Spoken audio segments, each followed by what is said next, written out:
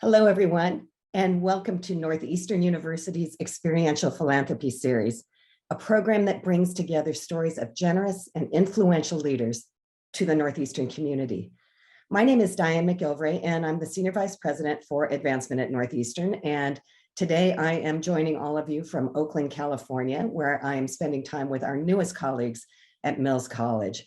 And in my job, I have to say, I have the pleasure and the privilege of working with some of the most generous, thoughtful, and influential people in the world at what I think is one of the world's most exciting universities for just this reason, the network that we have of people and communities and researchers and students and people who have such great hope for their impact on the future of our world.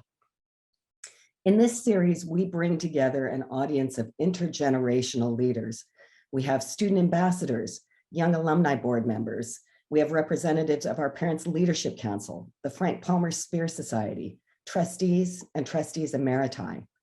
You all together and collectively represent the best of Northeastern, and you are a network of individuals who share a passion for philanthropy, for volunteerism, for getting involved, for getting engaged, and for creating that better future. This morning, I invite you to contribute your ideas and your questions in the chat so that Daisy and Martin Enkema Van Dyke, members of our Young Global Leaders program, can include your comments in our moderated discussion and Q&A. I could not be more excited for today's program, which brings together two really remarkable people around a topic that I think we all understand as one of the most pressing and urgent of our time. We're going to hear from renowned philanthropist, investor, and sportsperson, Dona Bertarelli, and Northeastern alumna and founder of Ocean Generation, Daisy Kendrick. These are two extraordinary women, and they are both passionate innovators, change makers, and people who are dedicated to protecting our climate, our oceans, and therefore, obviously, the future of our planet. These are issues we all must care about. You'll hear from our speakers today. I had the chance to listen to them last week. You'll hear that science is key to our understanding of how to make this change, how to stop the damage that we've been doing to our planet. But you're also going to hear that translating that science from lab to policy to individual action is where the change happens. And at Northeastern, research around climate change is one of our fundamental priorities, part of our commitment in our research agenda to health, security, and sustainability. We believe our translational approach to this research is a critical part of our mission and a differentiator for Northeastern. This series is called Experiential Philanthropy. Experiential, why? Because Northeastern is experiential in all that we do. And philanthropy, something, of course, that is near and dear to my heart, because we know that philanthropy is what brings out the best of ourselves and the best in others. And in this series, learning from others, being inspired by others, being educated about how to be advocates, ambassadors, how to bring that into our own lives is something that I think inspires us to think about the ways that we can make change in our daily lives. And while science, in many cases, has traditionally received major funding from government agencies, I think we can all agree that some of the boldest and most impactful ideas that have surfaced recently could not have been possible without individuals contributing in whatever ways they can. And private philanthropy is making that difference. So I want to thank all of you who support education, who support research, who support science, whether it be at Northeastern or elsewhere, and especially our special guest, Dona Bertarelli, whose foundation puts into practice this mission and these ideals. If you're inspired by what you hear today and you want to consider ways that you can take individual action, and philanthropy is part of that for you, please consider a gift to Northeastern's interdisciplinary science research initiatives, and my colleagues are going to put some of those opportunities in the chat for you. So it's an honor to share this program with you and to listen along with all of you. Before our speakers take the stage, I'd like to share with you this brief video.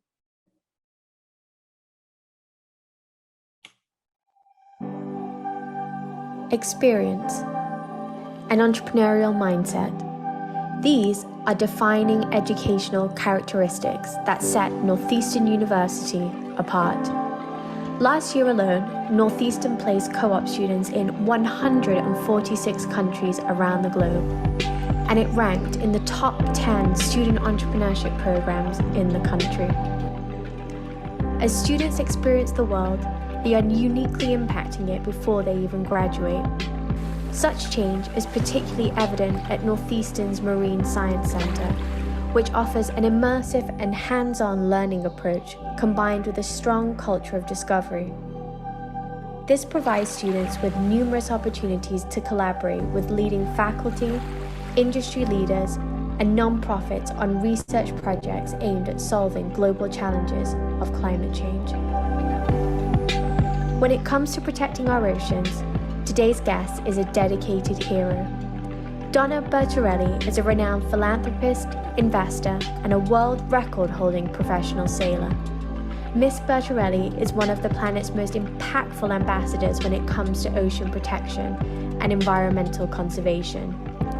Through her unparalleled passion and commitment, she has supported the protection of more than 1 million square miles of our ocean.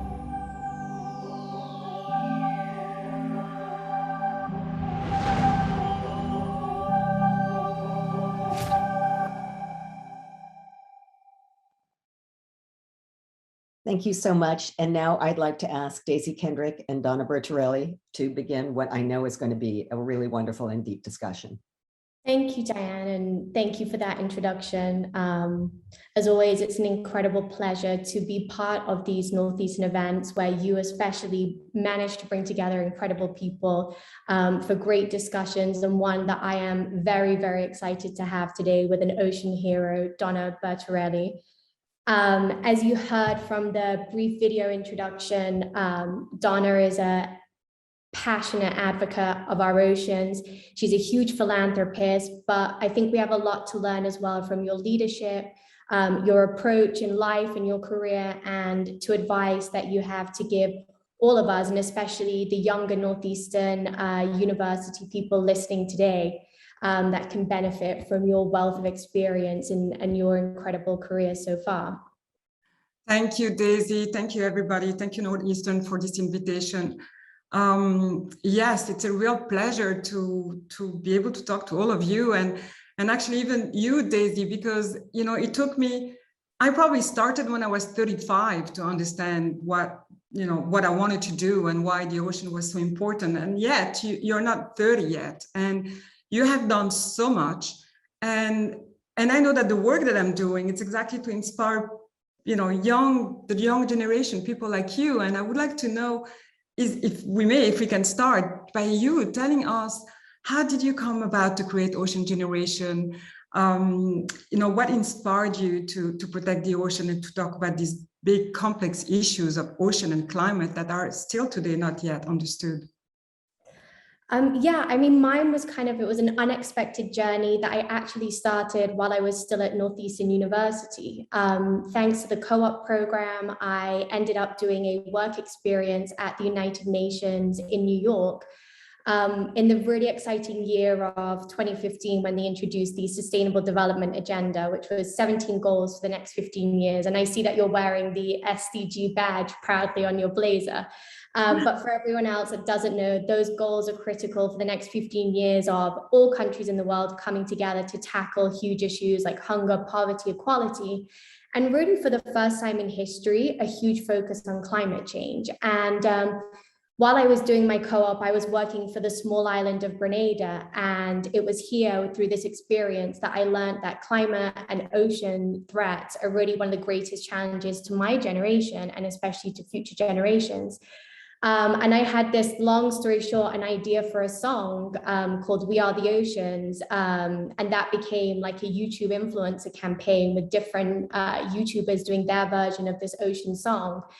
And then that grew into a larger movement into thinking about how I could connect people in my generation through online platforms like mobile gaming or even social media. This was kind of pre the whole plastic boom on social media.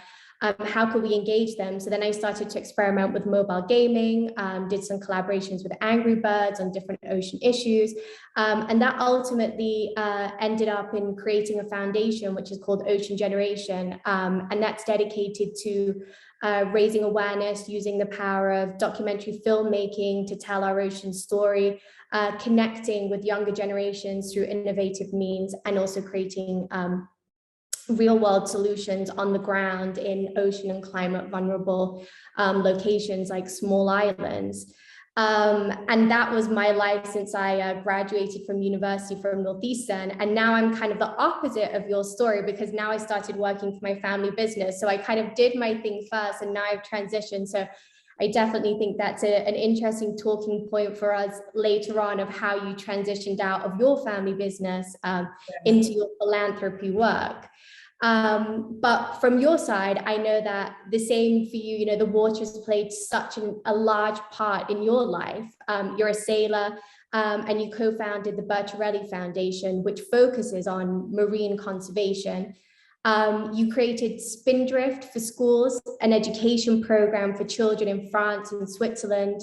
Where did your affinity for the ocean come from? And did someone in particular inspire your love for it? Well, the inspiration, I think we all take something from where we come from, and my parents played a huge role. They were nature lovers in a way where they didn't understand, their generation didn't understand what we're doing to the environment, but they loved the nature. They took us sailing, they took us mountain climbing. We climbed the highest summits in Europe. When we were so young, me and my brother, and it was all about the outdoors. And my mother was a painter, and all her paintings were about the ocean, the coastal, even the coastal communities, the people, the fisherman or the woman, and so I was embedded into that love and culture.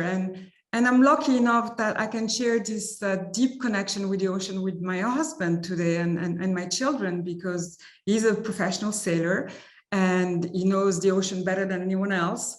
I went around the world with him. Now my son also, one of my sons is also a sailor. And so if you want, the decision to become an ocean advocate was not a conscious one. It just grew on me.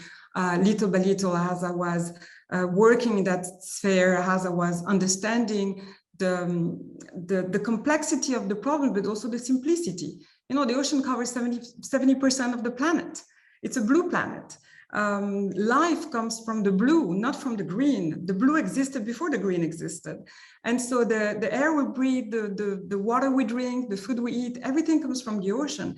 And when you start understanding that, you say, oh my God, we have to do something. The acidification of the ocean, the coral bleaching, the raising of temperature, the glaciers which are melting, all of that, for sure, and you work on those issues, the climate change mitigation.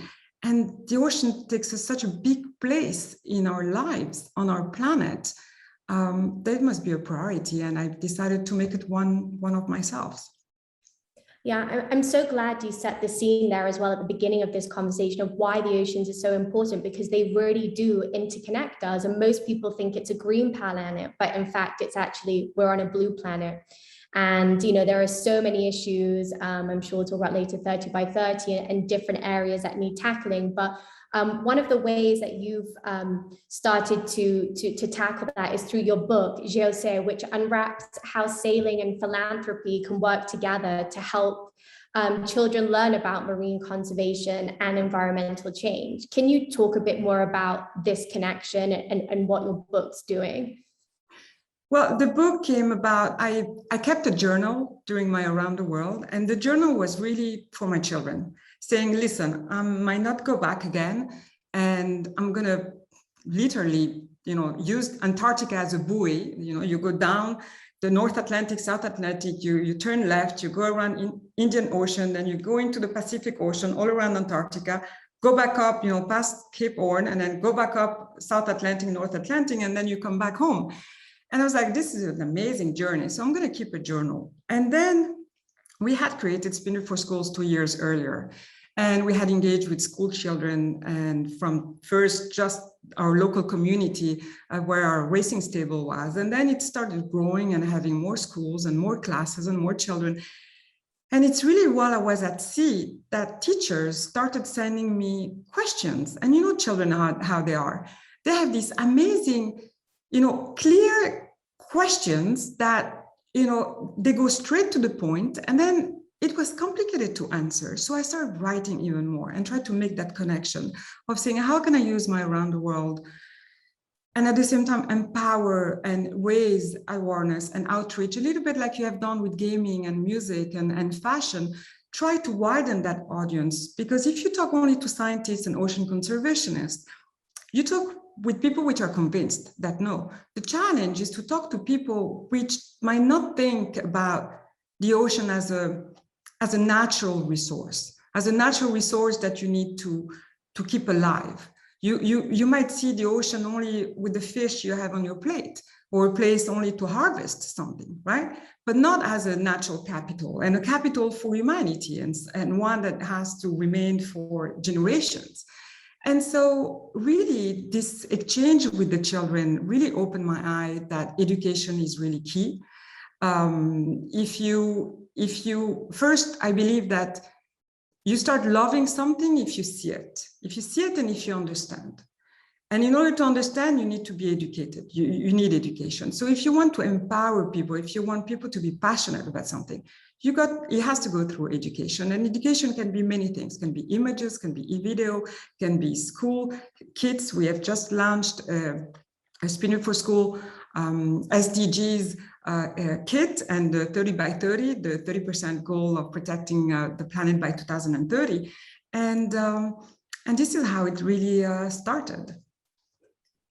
I love that. And I love how you said that, children also can change our perspective, and also their imaginations as well are a lot broader than ours as we get older. And so them hearing about your explorations and your journeys and your sailings definitely allowed them to live in a different world, especially if they weren't even near the ocean. And, that's one of the challenges that this cause faces too. If you're an inner city child and you've never been to the beach before, you don't know how to swim, you have no connection to the beach, why will you care about that? And so, bridging the narrative and the importance is really special to do that through books and different education platforms. And also, Daisy, what's very important, and what I want to say is that you don't need to be a marine biologist to work in the ocean, and you don't need to be a sailor to work or be close to the ocean or be a fisherman.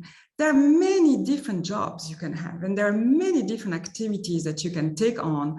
And be part of that community. And that is also important, because sometimes you feel that doors are closed. When you're young and you don't know exactly how you can contribute and what you can do, it seems too overwhelming, too difficult to become a scientist. Oh my God, I have to become a scientist in order to save the ocean. No, you don't need to be a scientist. Of course, if you are, it's fantastic. But you can be many other things. You can even be a communicator, and all of you are communicators. In my days, I've studied communication at Boston University. I mean, I can tell you that I'm sure that the school doesn't teach us what I've learned 30 years ago. I think social media, it's all over, and you are all communicators, and everybody can be a communicator, and everybody can be an actor of change, and that is brilliant. And that's, I think, it's a big change. Everybody can educate the next person next door.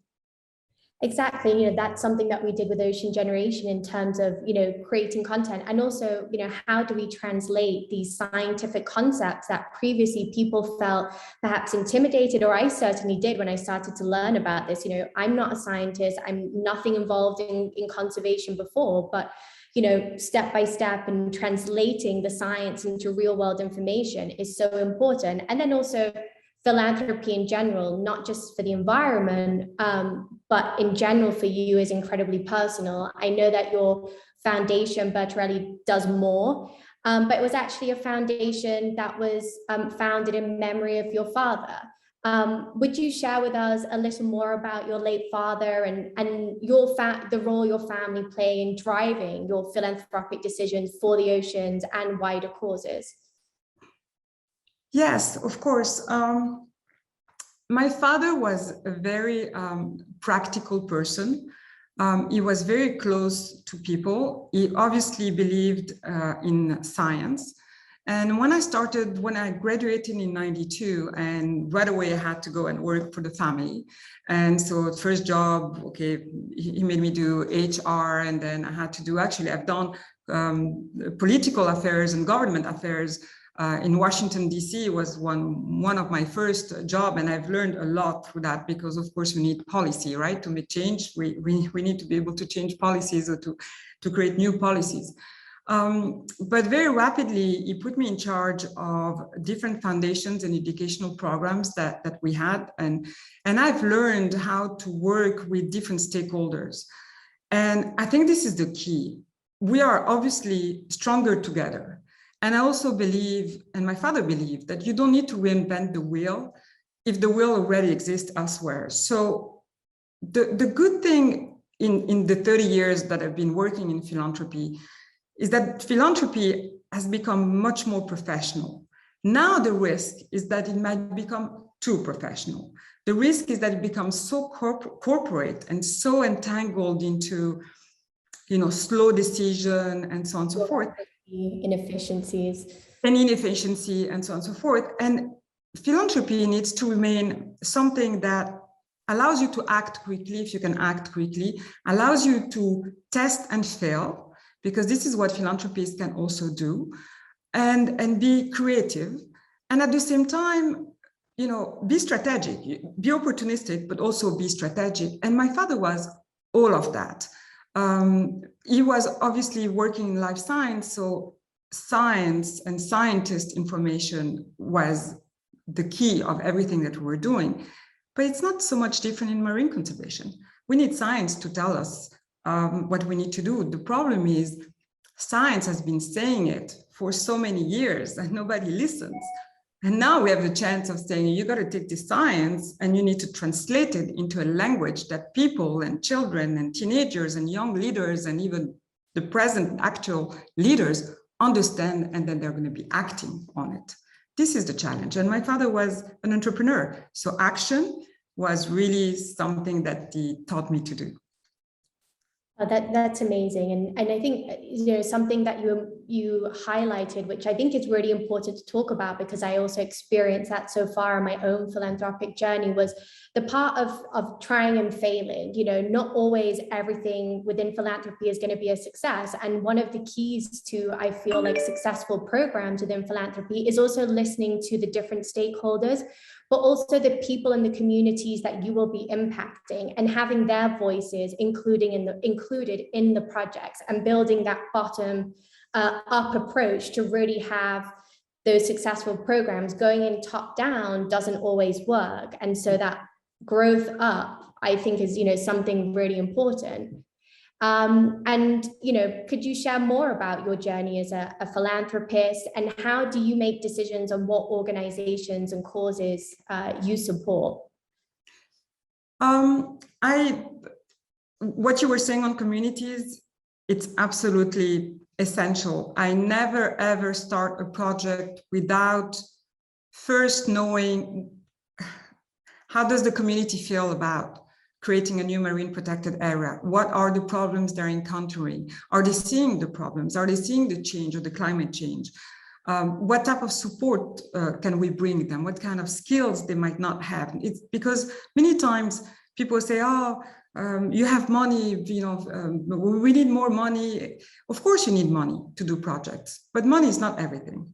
Many times you bring skills, you bring networks, you bring just to open doors, or you bring communication, you bring campaigns, but it always has to start from the community. What is the problem? What is it? It's the livelihood. When we say we want to protect nature, in reality, we're saying we want to protect nature in order for us to continue to be able to live the quality life and the livelihoods that we all deserve on this planet. So it's it's really striking a balance, a better balance between nature and people. And we can talk after about the blue economy, and that's what I work a lot with the United Nations in my role as special advisor, is we need to be able to strike a balance between production and protection. But this is not just because I want to save the animals. Of course, I want to also save the animals, but I also want to save the 3 billion people that rely on fish as their only source of protein. And sometimes we are so channeled in one thing, you know, the economy is making money, providing for people, extraction. And no, the economy, there's a value of protection in the economy that we don't know. This new mechanism, financial mechanism of protection in our economy do not exist yet, or not enough at least. And that's also something that I'm trying to do. So I've started my journey, I've started in life science, running different foundations for Serona, which was one of the third largest biotechnological company at the time, and community relations was very important because it was the patients. When you were putting a product on the market, you had to always think about the health of the patient. And here, what I'm doing is I'm thinking about the health of the patient. So the patient is the ocean, but we have the cure. We know the cure, but we know that ultimately it's going to affect the people, and so. It's not so different than what I was doing 30 years ago in life science. Marine conservation is the same. It's for the same objectives and the same results. Yeah, no, that's incredibly important, and not just for the oceans, but I know that you do a lot of work to do with empowerment, particularly for girls, working with the Woman Anti Foundation to accelerate gender equality through innovation investments. Why is investing in women important to you, and how can investing in women help all of us, really? So I find it very interesting. I've been working. I am the founding patron of the Humanity Foundation. It's a dear friend of mine that has set up that foundation, and when he did so 15 years ago, he came to me because of my experience of setting up so many foundations, saying, okay, help me, how we're going to do this. And I said, listen, you've got to focus on one thing only. And he said, okay, I'm going to do on education, women's education, women empowerment. And while I was researching for a speech, we had our gala dinner before the pandemic, almost 2 years ago now. I was researching and I found that there is an historian and philosopher from the 14th century, an Arab from Tunisia, philosopher. His name was Ibn Khaldun. And I think Ibn Khaldun created what the sociology courses that we have nowadays, you know, the modern sociology, because he said one thing which is amazing for the 14th century and for a country like this one. He said, when you educate a man, you educate a person. When you educate a woman, you educate a nation. And I found it brilliant. It's brilliant that already in the 14th century, the value of women in society was highly regarded, and it was seen as a benefit. And then, you know, probably through generation and through centuries, this has been lost. And now we have this movement of trying to regain the right of being gender equal. You know, I want my daughter to have the same rights and the same opportunities as my 2 boys. And I think it is right. And no one should be held back in their ambitions of work due to their gender or race or sexual orientation. And it's so evident because in the 14th century, they already knew it. And so humanity really works in empowering girls to improve the lives of girls and women to create more inclusive societies. And they have many programs. They have programs in STEM education. They have programs in preventing violence against women, the scaling impact of social entrepreneurs, women social entrepreneurs. Also, they have a program in Afghanistan, which you can believe that that now everything has went to a stop, and we even, you know, fear for the security of the girls. We have a program that's called Humanities Girls Can Code, and teaching them basic computer literacy and also English.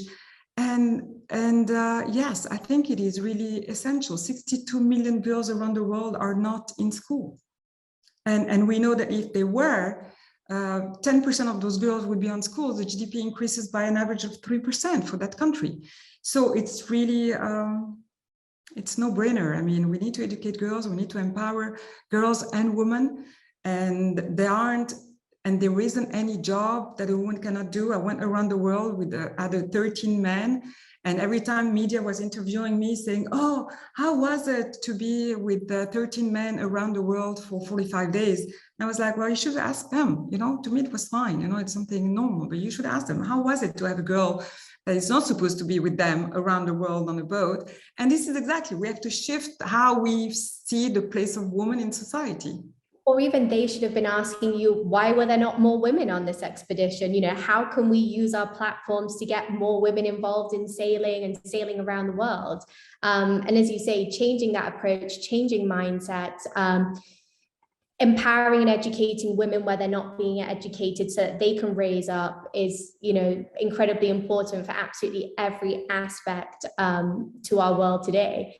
Yes, and I just wanted to add, because I think it's important, and I forgot to mention, when we talk about the blue economy, with the two major sectors is fishing and tourism, when you see that actually women are the majority of the workforce in those two sectors, but there are also the majority of the low-skilled workforce and low-paid workforce in these two domains, and women are not in decision-making positions. They are not, you know, placed in a position to actually make change for themselves and for their family. And so there are a lot of sectors where the role of the woman is still, you know, put in a place of just like almost like a commodity, you know, to have, and not a position of action and change and management. And there's still a lot of work to be done.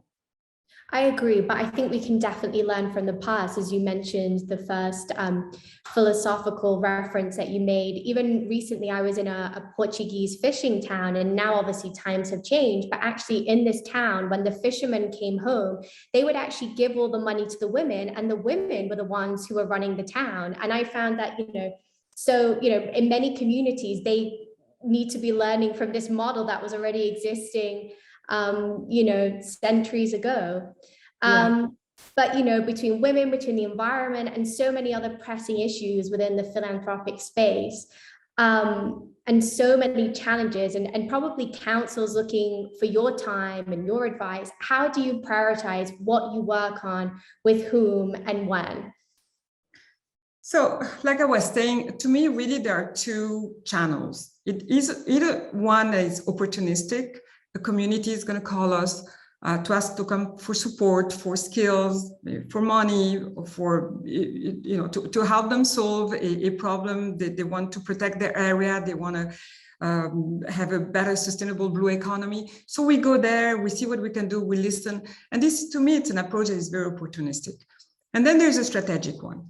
And the strategic one is, to give a concrete example, I've worked for over 15 years now in create marine protected areas in big places. So Chagos is one, south of the Maldives. We have Easter Island, very big marine protected areas, and there are others around the world. But we know that fish know no borders, same as actually climate change, no borders, right? So now science, rightly so, something that seems so simple, but actually it's quite complex to achieve. Say, okay, fish travel. So does it make sense to really protect them only in one place, when as soon as they're out of that place, they're going to be fished, and that's it? So all the benefits, even though you have spillover effects and benefits of that marine protected area, you don't have the benefits of those species like whales, but even tuna or sharks that travel long distances. So strategically now I'm looking at connectivities. So places where I've already created the marine protected area, or where maybe there is already one existing that we want to enlarge, and see how we can create those connectivity. So it's working with different stakeholders. Again, it's even more complicated because we have to work with different governments. And then if those EEZ, how do you say, the economic zone of a country doesn't touch with the other one, and you have the high seas in between, it's even more complicated because then you have to work, and receive consensus. And this is very strategic. So sometimes strategic takes more time, more effort. You need more political leadership and courage, because without policy, you cannot do it.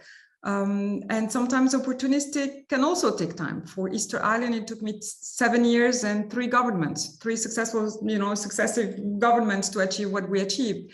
So patience and action and resiliency is required in this job. I 100% agree. And just in the essence of time, because I know there's some questions from the audience, I'd like to just end on a couple of questions about advice. Kind of, what advice do you have for students that seek to make a difference in the world? Well, the first advice is be yourself. It is your biggest strength. Don't try to be like the person next door.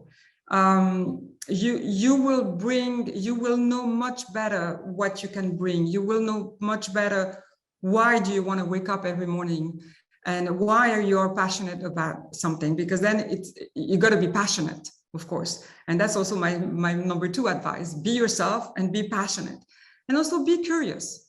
Don't be scared to ask questions. Don't be scared to work in this space and not be a marine biologist. Like you, Daisy, I'm not a marine biologist. And at first you're intimidated. Doesn't matter, be curious, ask questions, learn from others. Someone maybe knows better or has invented the wheel before you, it doesn't matter. Be inspired by that person. And don't maybe, policy is important, but if you want to aim just at policy, at first it might seem to be a bit too overwhelming and you might not know exactly how to do it.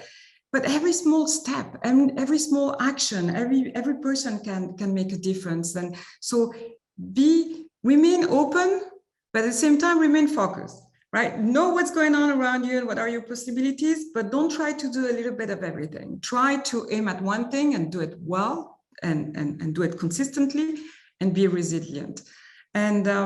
And then stay grounded. Yeah, stay grounded, aim for the sky or for the bottom of the ocean, depending on which way you like to see your objectives. But stay grounded, choose contribution rather than attribution, work collectively. These are my advice.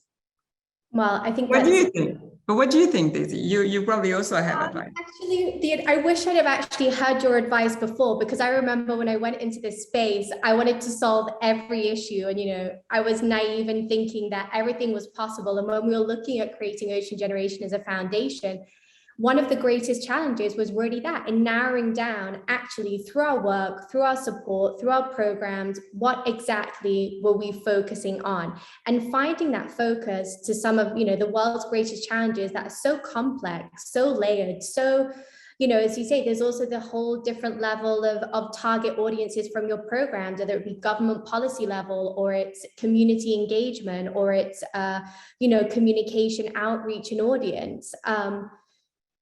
Trying to do it all sometimes is just not possible. So for anyone that wants to start, don't be intimidated, but make sure that you have a focus and but first you need to explore and figure out where your passion lies, what interests you, and that could take time. And I think that's also okay. I think philanthropy is a journey, but starting somewhere and then eventually growing your passion will then eventually lead you on your philanthropic journey. And everyone's is different. And that's also, I think, really important to note. But when you get the opportunity to collaborate with other people, whether it be in the same field or different, but that are working towards similar solutions, that's also a really amazing part of a philanthropic journey. Yes, absolutely. Okay, well, now I'm going to hand over to Martin, who's going to ask you the audience questions. Thank you so much. Thanks, Daisy. Thank you both, Donna and Daisy. This has been an awesome talk so far. I'm happy to field these questions on the heels of this. And I mean, both of you have done so much to overcome the I'm not a scientist, I can't help barrier. And places like Northeastern are doing so much to encourage interdisciplinary conversation and to work to address these issues. What barriers do you see to engaging more non-scientists and regular citizens in this movement?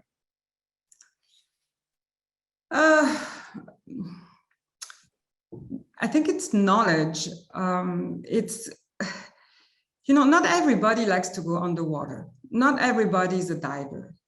And even though we live in a world of technology, of media, of games, we have beautiful documentaries, we have beautiful, I don't know if everybody has seen The Octopus Teacher and other beautiful movies.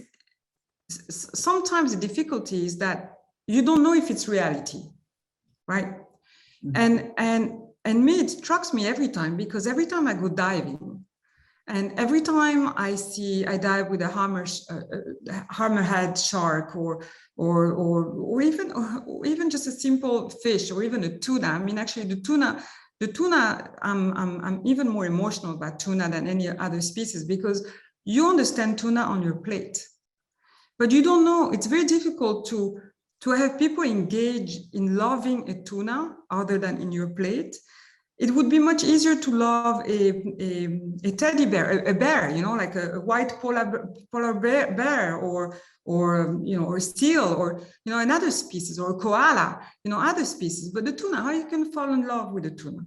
But I assure you, when you go dive and you see actually tuna, like huge, like the one behind me, pass next to you and they look at you, you understand that this vibrant biodiversity in the ocean is real and it's fragile. And that, even though movies and pictures can inspire you, it's not that real. So the barrier is to get people to go and dive and put their head under the water and see it for themselves and fall in love for themselves with that space, and then find what is their strength, what can they bring. If they don't want to become a scientist, they can engage in many different ways. And that's what like Daisy was saying, it might take a little bit of time to know, how can I contribute? Mm-hmm. It's about finding that passion and taking the time to go out there and find what interests you. It might not be one thing, but it could be something else, and that's how you do that. Yeah, absolutely.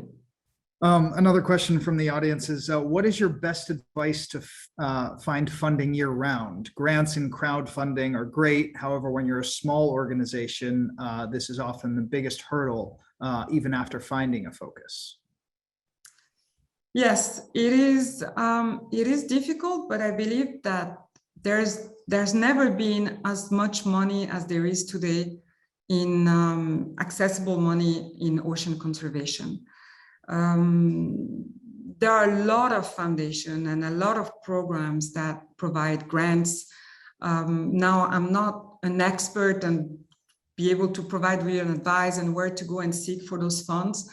But I can say that 30 years ago, or even 15 years ago, when I started in ocean conservation, there wasn't as much money and opportunities that there is today. And even actually through university programs, and there are a lot of university programs that also engage and promote programs their own. So I would say you need to look. You need to be convincing, you need to have a good project, of course.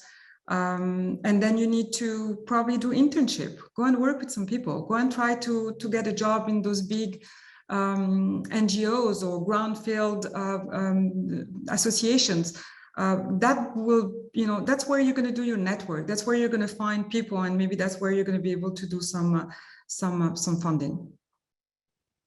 Okay, thanks. And I would just like to add to that. I think the experience in the nonprofit space is great, but I also think it's really important that people with corporate skills and that have worked in the private sector have so much to add to this space as well.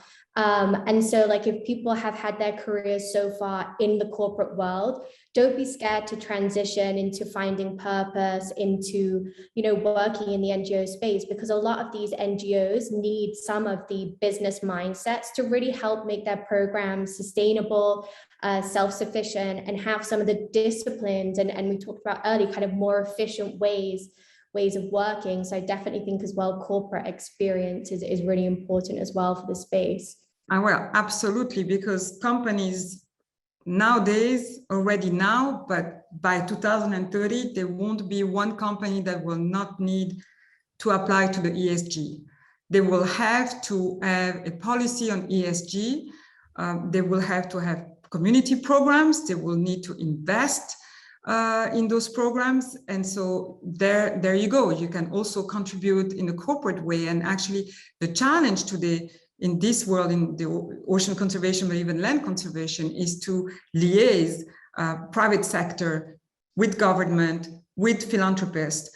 And the private sector cannot just stay still, and it doesn't stay still. We can see on the financial markets, everybody says that investing in companies which have an ESG policy actually makes more returns. So definitely.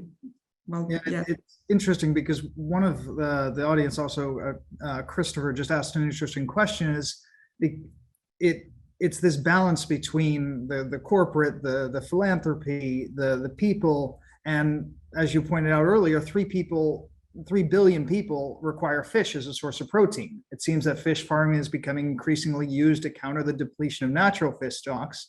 But how do we reconcile the need to feed people while protecting and improving the ocean environment?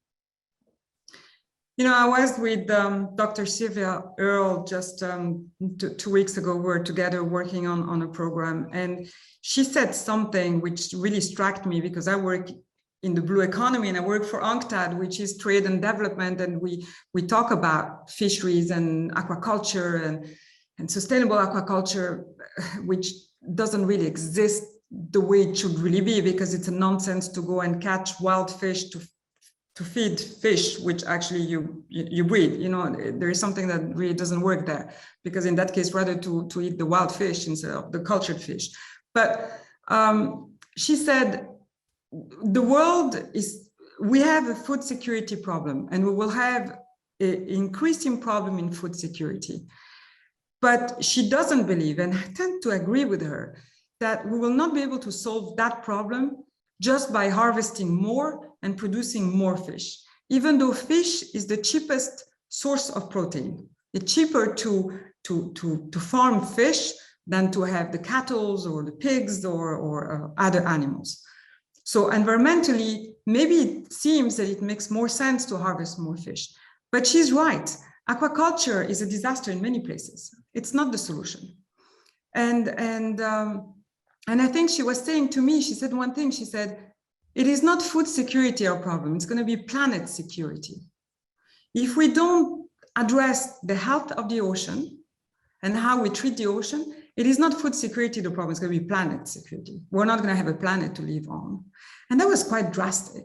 But of course, Dr. Sylvia Earle, she's always quite drastic in her statements, but she's never wrong or too far from the truth.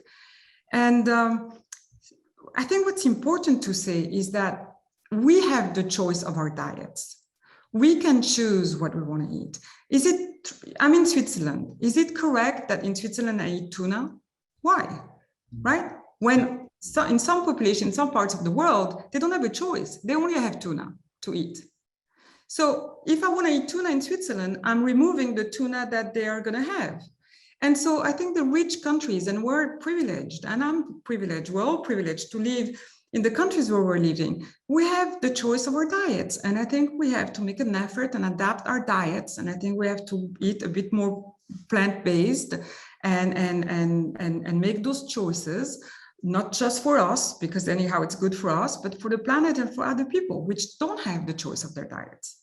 I think this is it's a very big problem. You know, the high seas, the WTO is right now negotiating the harmful subsidies that have been on negotiation for 20 years.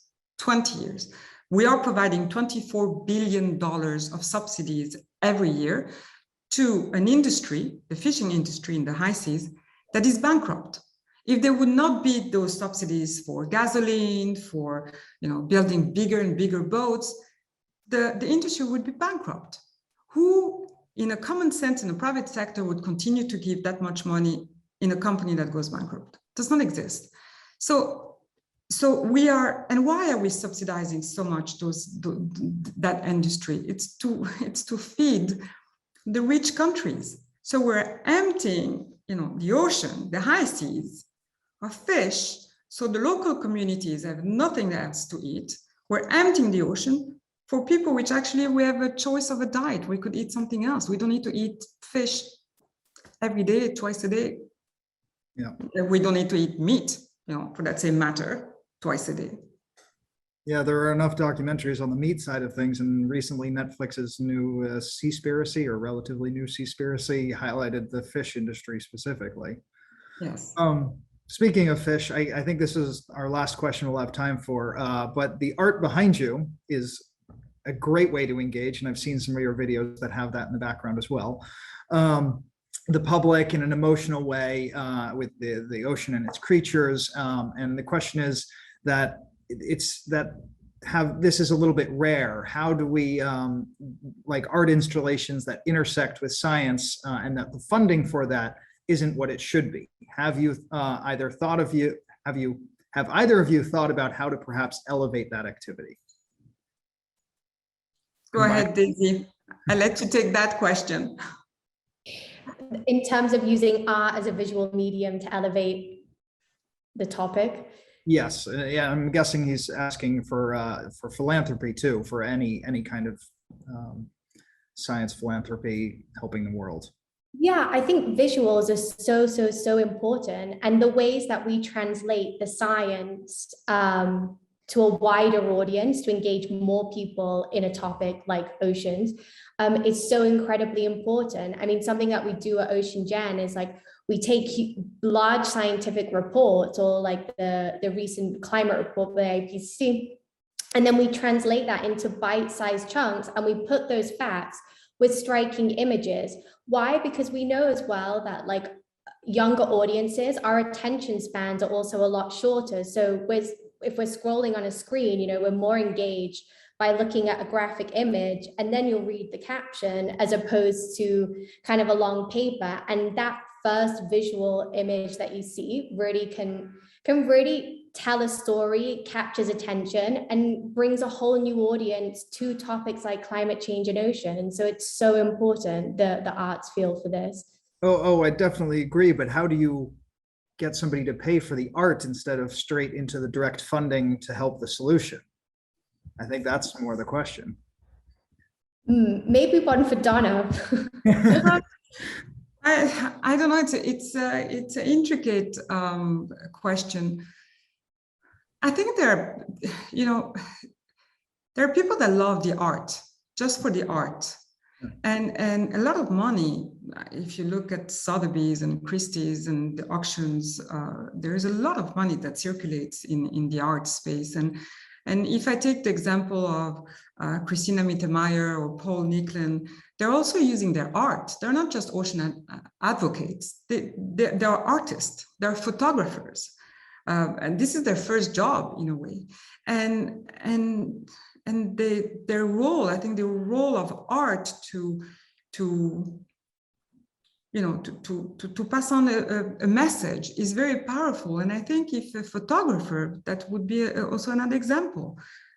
You could be a photographer, a very talented photographer, and sell your pictures, and at the same time you use that to stimulate a message or to bring awareness. I sponsored a young artist. He's a sculptor, and he made an unbelievable sculpture of corals, and he has launched it and placed it in the station in Paris. And all the people pass by and they see this coral structure. So anyone can, then how do you get money for that? Well, I think you have to go to art lovers. And if you can find someone that not only has the love of the art and the love of the ocean, that it's even, that it's even better. All right, well, I think that's all the Q&A we have time for, and I believe Diane has a closing question for you, Donna. So I'll bring Diane back. Thank you. And I didn't have so much a closing question as just an observation, which is that in a world that can be increasingly cynical or riddled with negative feelings about the future, listening to this conversation gives incredible hope, not just for today, but certainly for tomorrow. And so I thank all of you so much, Daisy Kendrick, Dona Bertarelli, Martin Enkema Van Dyke. You are wonderful to be doing this work and to be inspiring us each and every day. So we're beyond grateful for the work you do and for your ability to translate that to all of us and help us understand how we can take action, make impact, and do the things that we all need to do for our families, for our communities, and for the world. So thank you to everyone for listening, and the heavy lifting, the work remains in front of us, but together I'm confident that we will find a way forward.